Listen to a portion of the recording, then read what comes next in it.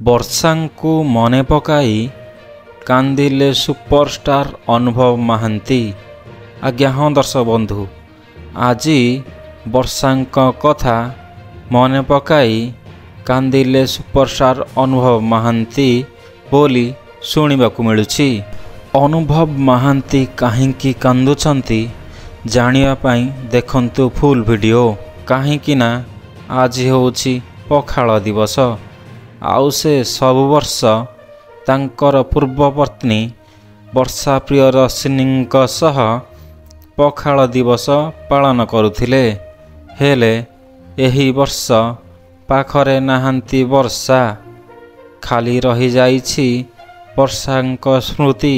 Superstar ଅନୁଭବ ସବୁ ବର୍ଷ ପଖାଳ ଦିବସରେ ବର୍ଷାଙ୍କ ସହ ପଖାଳ ଦିବସ ପାଳନ କରନ୍ତି।